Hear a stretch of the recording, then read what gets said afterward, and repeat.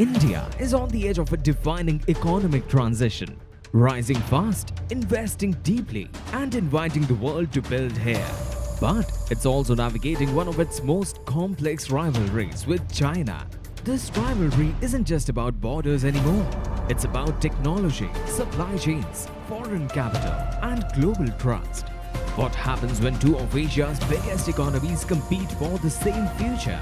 Let's break down the India-China equation. And what does it mean for the next decade of development? India and China share a $127.7 billion trade relationship. But it is deeply imbalanced. India imports from China nearly 8 times the value of what it exports to China. Electronics, chemicals, machinery, and solar modules dominate these imports. India's trade deficit with China reached a record $99.2 billion in financial year 2025. It's a long-term imbalance that policymakers are working urgently to fix.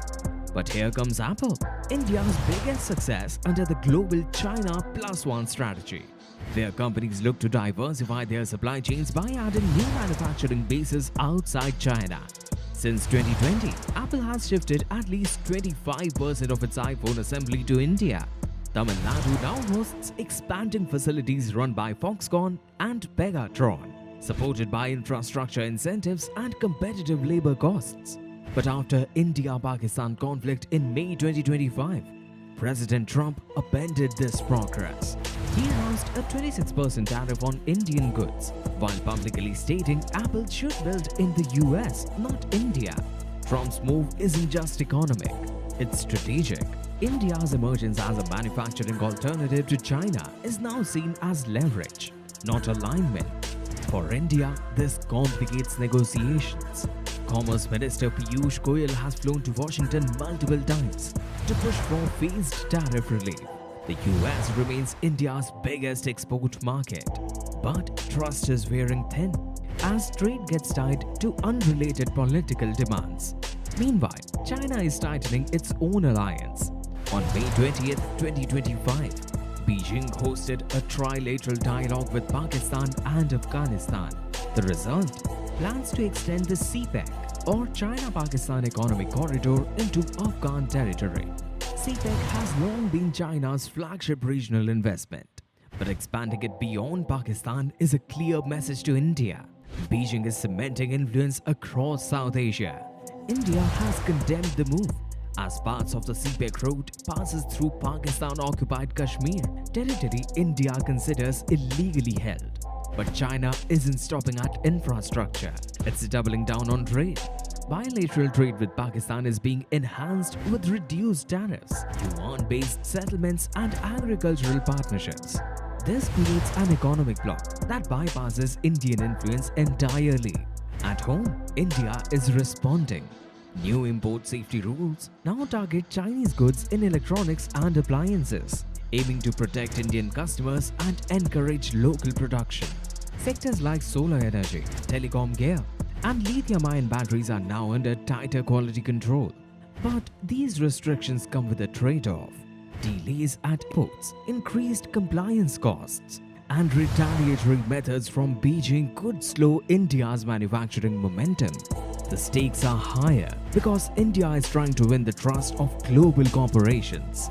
Manufacturers from the US, Japan, and Europe are looking for new homes, and India wants to be their first choice. But global capital is cautious.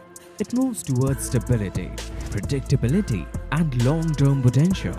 While India has talent and growing capacity, political volatility, be it tariffs from allies or regional conflicts, can derail investor sentiment. India's answer has been clear: invest in infrastructure, simplify business laws, and build long-term resilience. The country's semiconductor policy, EV expansion, and defense manufacturing programs are signals of this commitment. Still, the China challenge isn't just economic, it's psychological. China's factories still outpace India in speed, cost, and scale. But India's strength lies in openness, democratic institutions, and global alignment. This gives India an edge in attracting trust, even if it takes longer to scale. So, can India economically compete with China and win? Yes, but it's not about copying China's playbook. It's about writing a new one. India has to be the dependable alternative. The country where companies can manufacture, scale, and innovate without second guessing their risk exposure. That means managing trade ties smartly, standing firm on sovereignty without overplaying confrontation, and negotiating with allies from a position of mutual respect, not desperation. The world is watching how India navigates this moment, not just how it handles China, but how it defends its own economic vision. We are now almost at the end of this video, and if you understand the bigger picture, hit like and drop your views in the comments, and share this with anyone invested in India's rise. And if you're building bold solutions in a volatile world, connect with us at exitfund.com for funding and mentorship. Until next time, stay smart, stay informed,